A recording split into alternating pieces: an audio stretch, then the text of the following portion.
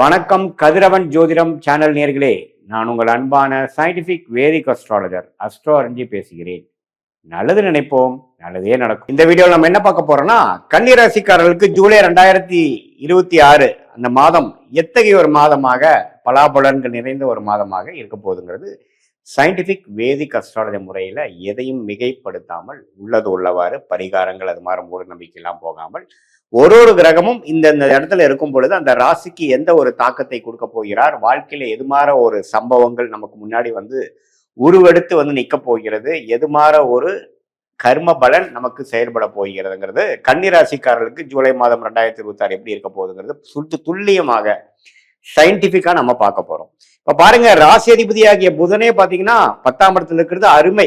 கன்னிராசிக்காரங்க நிறைய உத்வேகமா செயல்பட்டு இந்த மாதத்துல நிறைய விஷயங்களை அவங்களுக்கு சாதகமா செஞ்சுப்பாங்க அப்படிங்கிறதுல எந்த மாற்றமும் இல்லை.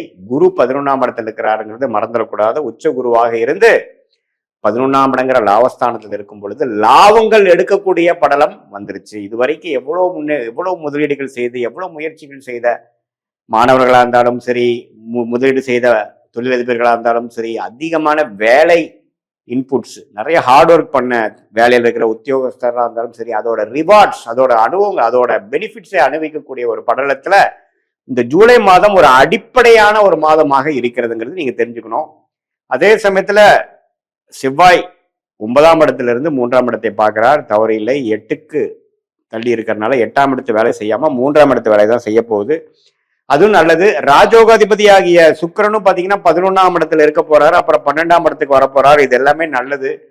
சனியே 7ஆம் இடத்துல இருந்து குரு பார்வை பெறுவது நல்லது. ராகு 6ல இருக்கிறது, கேது 12 இருக்கிறது, எல்லாமே ஓரளவுக்கு அருமையான ஒரு அமைப்பாக இருக்கிறது. ஸோ கன்னிராசிக்காரர்கள் போன ஒரு வருடமாக கஷ்டப்பட்ட ஒரு அமைப்புக்கு இந்த ஜூலை மாதம், அடுத்து வரக்கூடிய 6 மாதம், அடுத்து வரக்கூடிய ஒரு வருடத்துக்கு வரக்கூடிய லாபங்களும் செய்த முயற்சிக்கு அறுவடை செய்யக்கூடிய ஒரு ஆண்டாக வரக்கூடிய ஒரு தருணத்துல ஒரு டியூரேஷன்ல இந்த ஜூலை ஒரு அடிப்படை ஃபவுண்டேஷனை அமைச்சு கொடுக்கக்கூடிய ஒரு ஸ்டார்டிங் பாயிண்டாக இருக்கக்கூடிய ஒரு மாதமாக ஜூலை மாதம் நம்ம கண்டிப்பா எடுத்துக்கலாம். ராசி அதிபதி வக்ரமாக இருந்தாலும் 10ஆம் இடத்துல ஆட்சி பலத்தோட பெரும் 4 வாரத்துல ஆல்மோஸ்ட் 3 வாரம் அப்படி இருக்கிறது நல்லது. அதுவும் பாத்தீங்கன்னா முதல் வாரம் 11ஆம் இடத்துல இருந்து குருவோட சேர்ந்து இருக்கிறது நம்ம நல்லது. ஸோ பல விஷயங்கள், பல முயற்சிகள் நீங்கள் செய்திருக்கலாம். மார்ச், ஏப்ரல், மே, ஜூன் 2026ல பல முயற்சிகள் செய்து கைக்கு வந்தது வாய்க்கு வரவில்லை அப்படிங்கிற மாதிரி அமைப்புகள் நிறைய போயிருக்கும். ஆனா இந்த மாதம் கைக்கு வந்துருச்சு சாமி அப்படிங்கிற மாதிரி ஒரு அமைப்பை கொடுக்கக்கூடியதாக இருக்கக்கூடிய கிரக அமைப்புகள் கன்னிராசிக்காரர்களுக்கு வருகிறதுங்கிறதா நம்ம இந்த வீடியோல தெரிஞ்சுக்கிறோம்.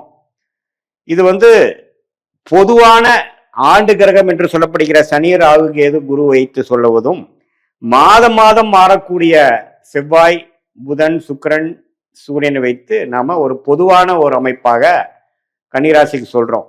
ஆனா துல்லியமாக நம்ம பார்க்கணும்னா, நீங்க பிறந்த தேதி, பிறந்த நேரம், பிறந்த உரை வைத்து வரக்கூடிய உங்களுடைய திருக்கணித பஞ்சாங்கம் பிரகாரம் உங்க ஜாதகத்தை போட்டு நம்ம அப்பாயின்மெண்ட்ல நம்மளுடைய பாஸ்ட் லைஃப் உங்களுக்கு எப்படி இருந்ததுங்கிறத சிங்க் பண்ணி, அதே மாதிரி இப்போ இமீடியட் பாஸ்ட் எப்படி இருந்தது, இப்போ ப்ரெசென்ட் என்ன வாழ்க்கையில நடந்து கொண்டு இருக்கிறது, அடுத்து வரக்கூடிய ஷார்ட் டேர்ம் எப்படி இருக்கு, அடுத்து வரக்கூடிய லாங் டேர்ம் எப்படி இருக்குதுங்கிறதெல்லாம் சயின்டிபிக் வேதிக் அஸ்ட்ராலஜி முறையில நீங்க எந்த லக்னத்துல பிறந்தீங்க, ஒரு கிரகம் என்னென்ன டிகிரியில இருக்குதுங்கிறதை துல்லியமாக கணிச்சு, எந்த லக்னாதிபதி எப்படி இருக்கிறார், இப்ப நடக்கக்கூடிய தசைகள் அந்த லக்னத்துக்கு யோகரா இருக்காரா, எது மாதிரி ஆதிபத்தியத்தை கொடுக்கிற மாதிரி ஒரு அமைப்பா போயிட்டு இருக்கு, உங்களுடைய கன்னிராசியில பிறக்கக்கூடிய அந்த இருக்கக்கூடிய நீங்க அஷ்ட நட்சத்திரமா அல்லது சித்திரை நட்சத்திரமா அல்லது உத்திர நட்சத்திரமா, எந்த நட்சத்திரத்துல பிறந்தீங்க, அந்த கிரக அமைப்புகள் எப்படி உங்க ஜாதகத்துல இருக்கு, ஸ்தானபலம், திக்பலம் எப்படி இருக்கு, எந்த கிரகம் யோகமான அமைப்புல இருக்கு, எந்த கிரகத்துல இருக்கக்கூடிய துறையில நீங்க போனீங்கன்னா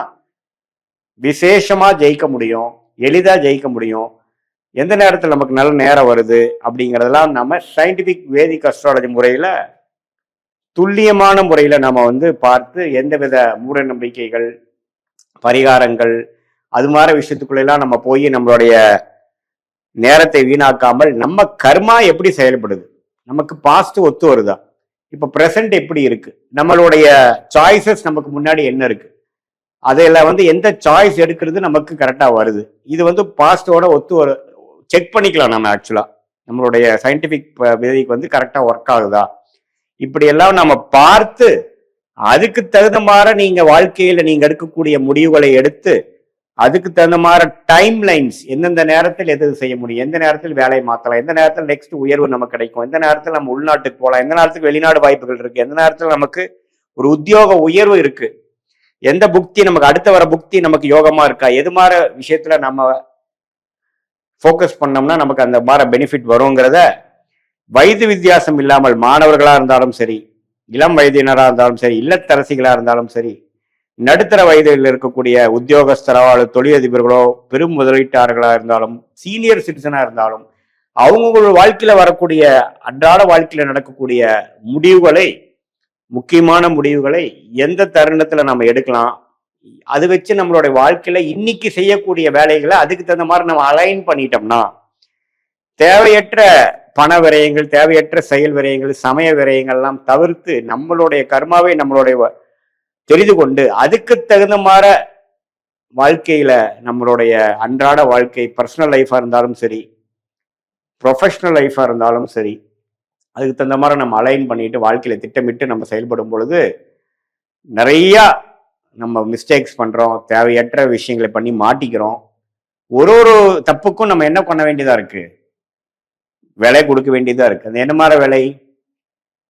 ஒன்னா டைம் வேஸ்ட், 2 இயர்ஸ் வாழ்க்கையில போயிருச்சு சாமி, அல்லது இவ்வளவு பணம் நஷ்டம் ஆயிடுச்சு, இது தேவையற்ற மன உளைச்சல்ல போய் முடிஞ்சது அப்படிங்கிற மாதிரி விஷயங்கள்லாம் நடக்குது இல்லைங்களா? அதெல்லாம் ஃபியூச்சர்ல நம்ம தவிர்த்து நம்மளுடைய கர்மா என்ன அப்படிங்கிறதை தெரிந்து அதுக்கு தகுந்த மாதிரி வாழ்க்கையில நம்ம முடிவுகளை எடுத்து, அது படிப்பு விஷயமா இருந்தாலும் சரி, காதல் விஷயமா இருந்தாலும் சரி, திருமண விஷயமா இருந்தாலும் சரி, குழந்தை பேரு விஷயமா இருந்தாலும் சரி, எந்த துறை தேர்ந்தெடுக்கிறதா இருந்தாலும் சரி, வெளிநாடு உள்நாடு எது மாதிரி விஷயத்துல போகலாம், தொழில போகலாமா, வேலையில போகலாமா, எப்ப நம்ம ஆரம்பிக்கலாம், அது மாதிரி விஷயங்களா இருந்தாலும் சரி, உடல்நல கோளாறுகள் எப்ப சரியாகும், எப்போ எது மாதிரி விஷயங்களை நம்ம கேர்ஃபுல்லா இருக்கணும், எப்படி இருக்கு நம்மளுடைய குணச்சத்ரு பாவம் எப்படி இருக்கு, வம்பு வழக்குகள்லாம் எப்படி இருக்கு, அதையெல்லாம் எப்ப தீரும், நமக்கு பூர்வீக சொத்து வருமா, நம்மளுடைய பிராப்தங்கள் எப்படி இருக்கு, எந்த நேரத்துல நம்ம டக்குன்னு நெக்ஸ்ட் லெவலுக்கு போவோம், எப்ப கடன்களை அடைப்போம் அப்படிங்கிற மாதிரி ஒரு வயதினருக்கும் தகுந்த வாழ்க்கையில் இருக்கக்கூடிய சேலஞ்சஸ், முடிவெடுக்க முடியாத தருணங்கள், எந்தெந்த மாதிரி நேரத்தில் எது பண்றது நல்லது, நம்மளுடைய தசா புக்தி அந்தர சூக்ஷ்மத்தை எப்படி பாக்குறோம். தசைங்கிறது வருட கணக்குல, புக்திங்கிறது 3 வருடம் 2 வருடம் அப்படிங்கிற மாதிரி, புக்தி அந்தரங்கிறது 4 மாசம் 6 மாசங்கிற மாதிரி, சூக்ஷமங்கிறது வாரக்கணக்குல. ஸோ இதெல்லாம் பிரித்து பார்த்து ஒரு விஷயமும் உங்க ஜாதகத்தில் எப்படி இருக்கு, பாஸ்ட் மேட்ச் ஆகுதா அப்படிங்கிறதெல்லாம் தெரிந்து கொண்டு அதுக்கு தகுந்த மாதிரி வாழ்க்கை முடிவுகளை நீங்கள் எடுக்குமே ஆனால் கண்டிப்பாக சயின்டிபிக் வேதிக் அஸ்ட்ராலஜி முறையில தீர்க்கமான சில முடிவுகள் கிளாரிட்டி மூலமாக எடுத்து அதுக்கு தகுந்த மாதிரி பலன்களை எளிதில் வாழ்க்கையில் பெற்று வாழ்க்கையில் வெற்றி பெற முடியும் என்று சொல்ல விரும்புகிறேன். மீண்டும் மற்றொரு காணொளியில் சந்திப்போம். நன்றி, வணக்கம்.